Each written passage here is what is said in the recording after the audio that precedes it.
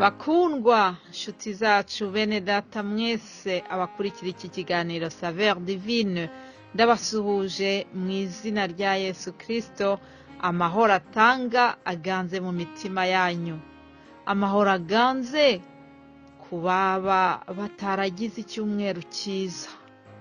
Ushobora kuba waragize ibyakubabaje mu cyumweru gishize, byaba ari uburwayi, ubushomeri, ubwigunge, kubura uwo wakundaga.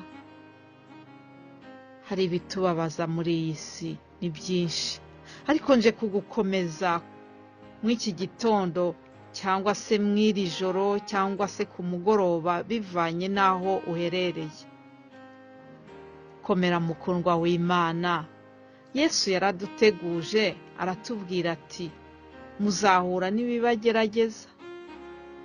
Reka dusome ijambo yavuze muri Yohana 16 ku murongo wa 33. Yesu yaratubwiye ngo ibyo mbibabwiriye kugira ngo mugire amahoro muri nge.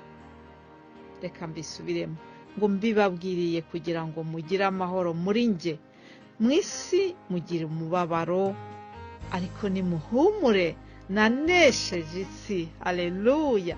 Nshuti yanjye, humura. Nubwo imiraba ari myinshi, mwifurije kugira amahoro muri Yesu.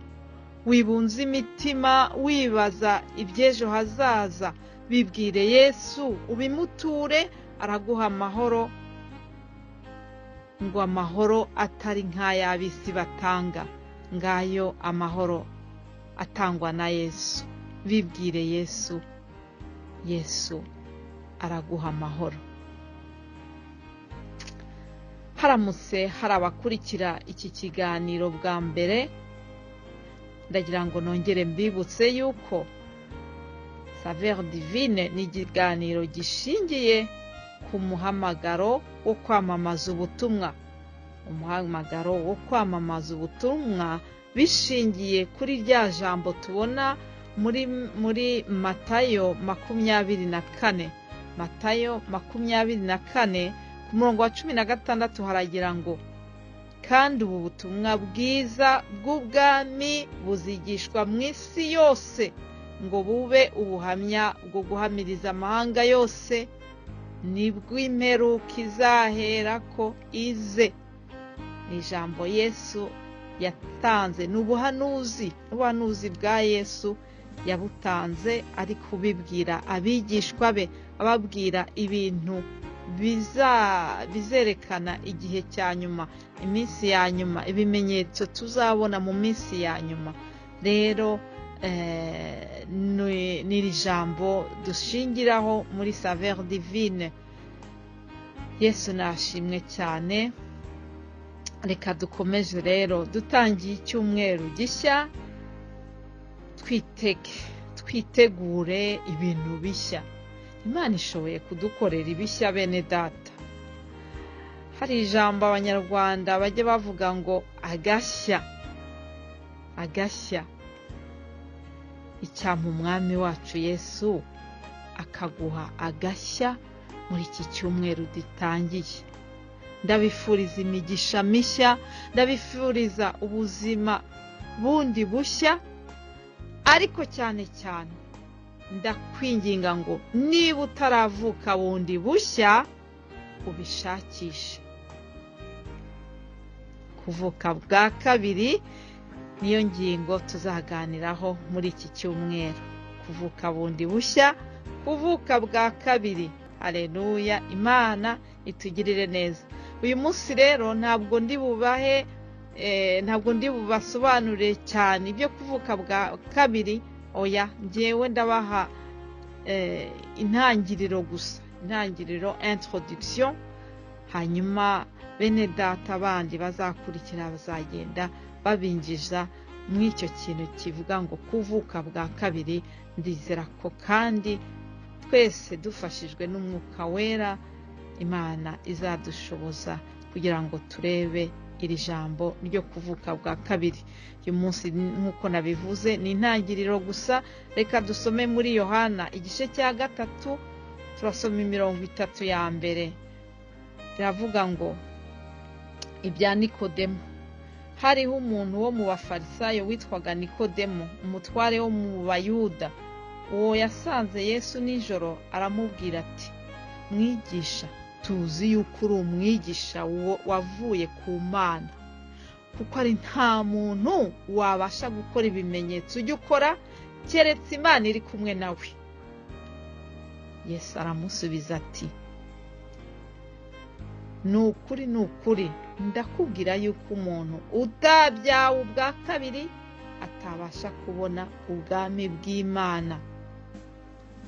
Reka turekeraho ngo umuntu utabyawe ubwa kabiri ntabasha kubona ubwami bw'Imana, niko Yesu Kristo yabyivugiye.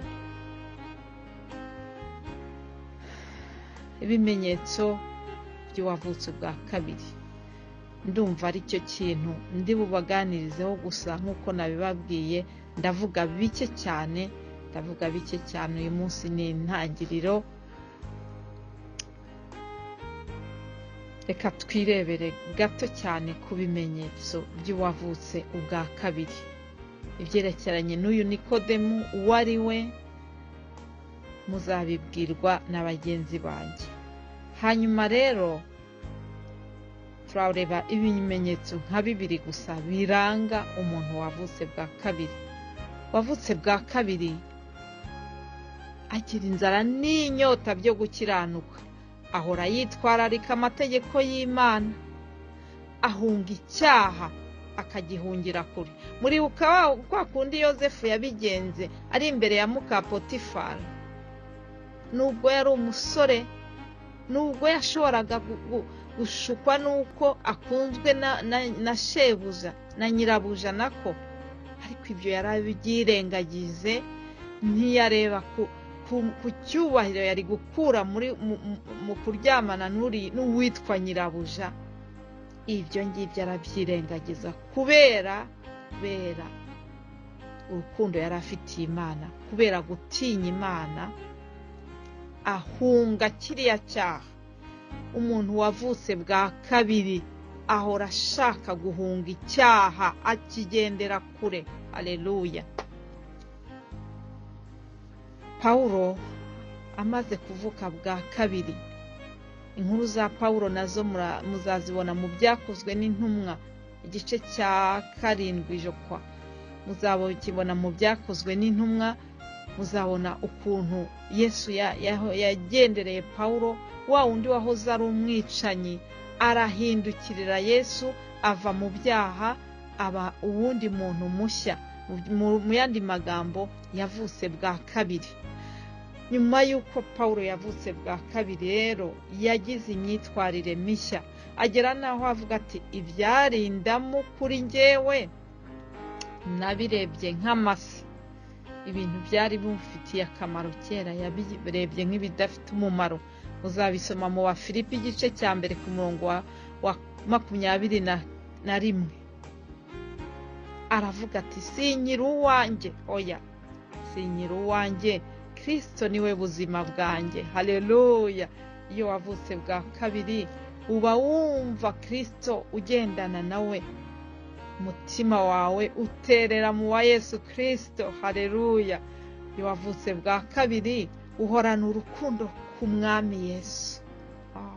Uba wumva buri gihe wamuririmbira. Mbese mujya mwibuka ukuntu umuntu aba ameze yari mu gihe cyo gukunda bwa mbere, tombe amoureux. Iyo ukitangira gukunda bwa mbere, ukuntu wari ufite inyota yo guhura n'umuntu ukunda, ukuntu uba wifuza gutindana nawe, nka muri kumwe ukabona amasaha ari kwirukanka. Nguko uko umuntu wavutse bwa kabiri amera. Uba ufite urukundo rwinshi kuri Yesu, uba ushaka gutindana nawe, uba ushaka kumuvugira imitoma buri gihe, haba mu ndirimbo, haba mu gusenga no kuramya. Iyo wavutse bwa kabiri hari ibintu bikuranga.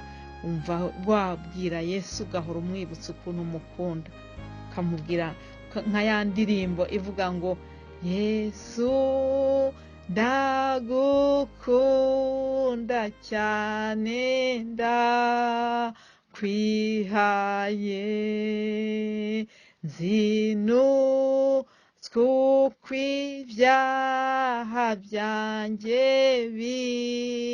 binezeza.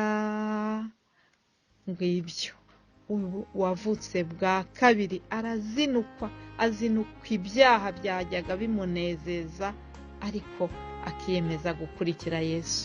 Nshuti yanjye, muntu umaze kunyumva, niba utaravuka bwa kabiri, ni ukuri nicyo kintu cyiza kibaho nshobora kukwifuriza. Ugire umunsi mwiza, ukomeze utekereze kwa aya magambo, wibaze ngo mbese harya koko navutse bwa kabiri? Ushobora kuba ujya mu nsengero ukurikira aho amateraniro abera, ariko ibyo ngibyo ntibihagije, bisaba yuko uvuka bwa kabiri byanze bikunze. Nikodemu uyu nguyu yari umuntu ukomeye mu idini, ariko hari ikintu yari abuze, nicyo ngicyo Yesu yamuhishuriye, aramubwira tugomba kuvuka bwa kabiri. Reka dusenge. Mana Data twese wo mu ijuru, ndagushimiye cyane, ndagushimiye kubwira ijambo, ngushimiye yuko Mwami wankuye mu isayo y'ibyaha igihe kimwe, ukandeba, ukangirira ubuntu, ukampa iyo nyota yo kugushakisha no kuvuka bwa kabiri, nkaba narabaye icyaremwe gishya. Ibyo nibyo nifuriza buri muntu wese unyumvise, waba ataravuka bwa kabiri. Mwami ndakwinginze kugira ngo umutere inzara n'inyota byo kugushakisha. Mu izina rya Yesu Kristo mbisabye, amen.